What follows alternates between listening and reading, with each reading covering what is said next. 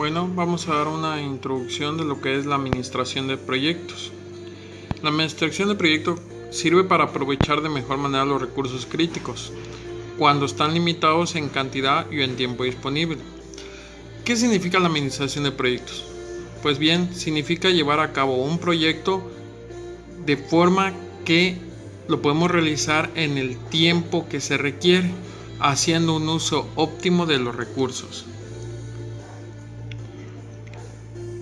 Los ejemplos de proyectos pueden incluir desarrollo de un nuevo producto, efectuar un cambio de estructura de personal o de estilo de organización, desarrollar un nuevo vehículo de transporte, desarrollar o adquirir un nuevo sistema de información, construir o desarrollar una construcción, administrar una campaña electoral, implementar un nuevo procedimiento o proceso en un negocio y otros ejemplos reales que pueden ocurrir.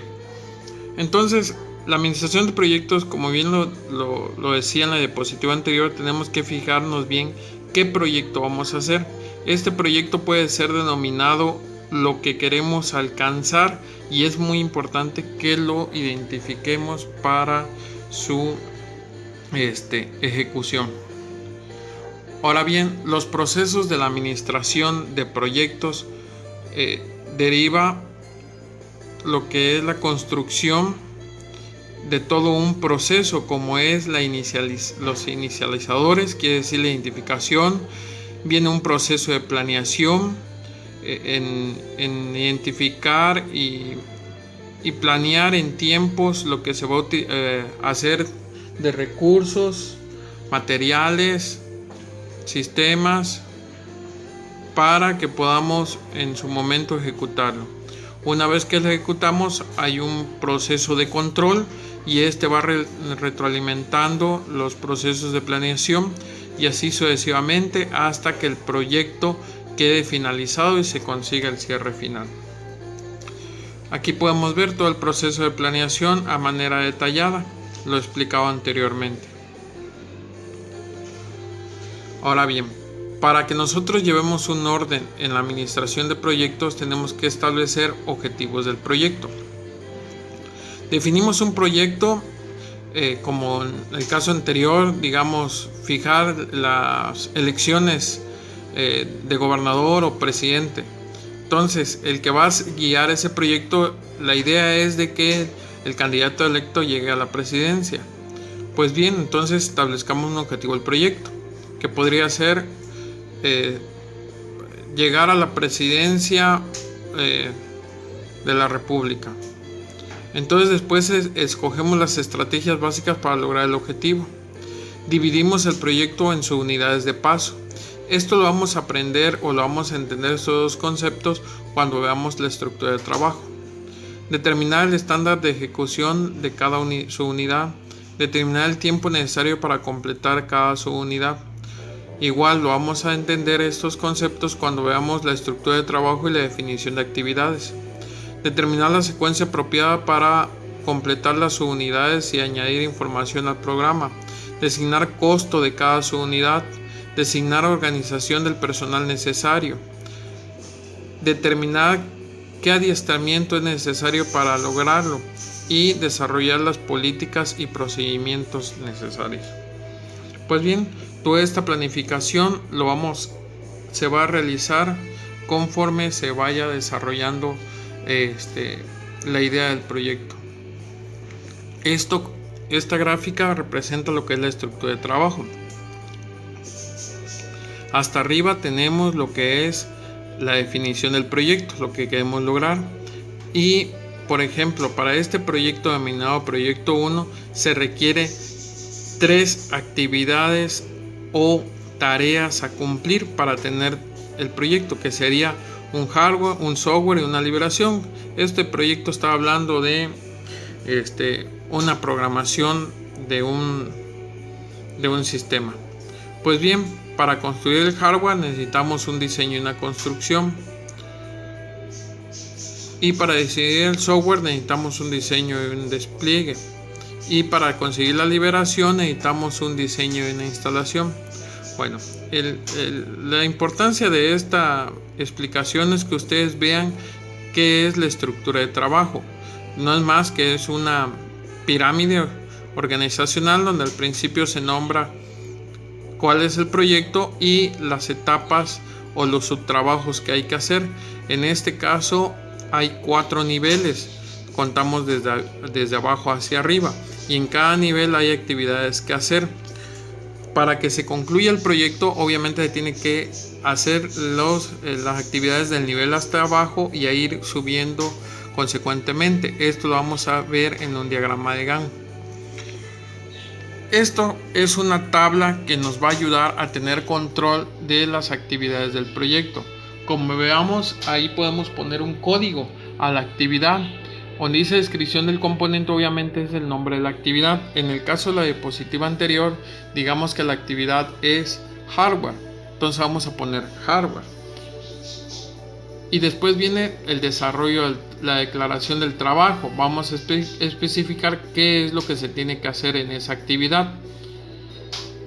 Después, por ejemplo, en el hardware posiblemente sea comprar el producto. En el siguiente responsable hay que decidir qué persona lo va a hacer, poner el nombre del responsable. Los puntos de verificación, el requerimiento de calidad, las referencias técnicas, todo eso son las especificaciones que debe tener el que va a ser responsable. La lista de actividades asociadas. Esta lista de actividades asociadas se entiende como lista de precedencias.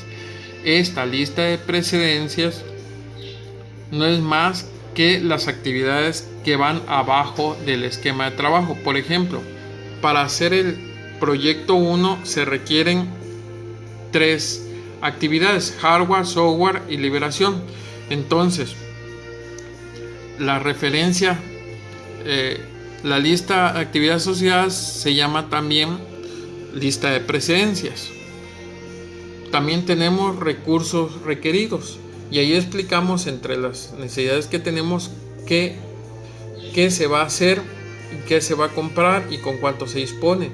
Y en los costos estimados no es más que el costo de llevar a cabo toda esa actividad.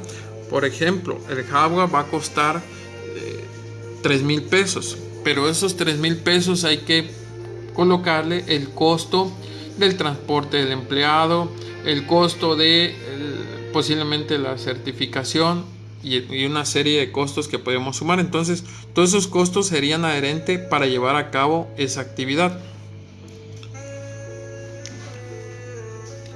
Aquí tenemos otro ejemplo de estructura de trabajo.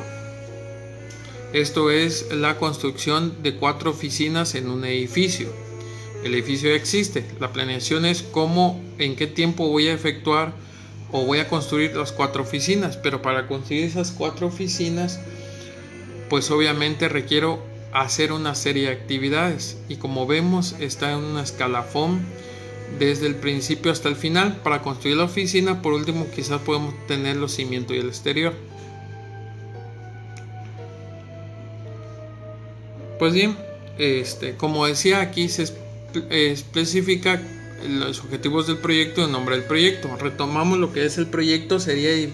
El proyecto se llamaría edificio número 7, la subunidad de cimientos.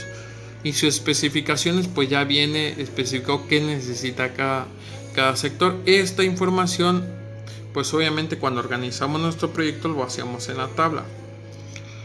Acá, para los que son nuevos haciendo elaboración de proyectos, viene una formulita de estimación de tiempos, donde TM es el tiempo más probable, TO es el tiempo más optimista, TP el tiempo más pesimista y TE el calculado por el estimado. Por ejemplo, yo quiero construir una casa, desconozco posiblemente cuánto tiempo me lleva hacer la casa.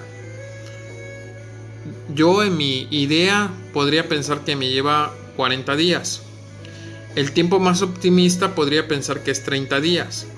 Y el tiempo más pesimista, pues podría pensar que me lleve 70 días. Entonces, bajo esas 3 consideraciones que tengo, yo saco un promedio y más o menos determino cuánto es el tiempo. En muchos casos el tiempo ya se sabe, porque hay expertos que conocen el tema. Entonces ya te pueden decir que la construcción de una casa posiblemente te lleve 30 días. Pero como apoyo está esta fórmula. Ahora bien, esta es una tabla de actividades muy parecida o simplificada a la mencionada anteriormente, que es esta, donde iba más a detalle. Aquí nada más reducimos lo que son el número de la actividad, el nombre de la actividad, la precedencia y el tiempo. La precedencia, como ya explicaba, es, por ejemplo, trazar los planes del trabajo. Esta no depende de nadie. ¿Por qué? Porque es inicio.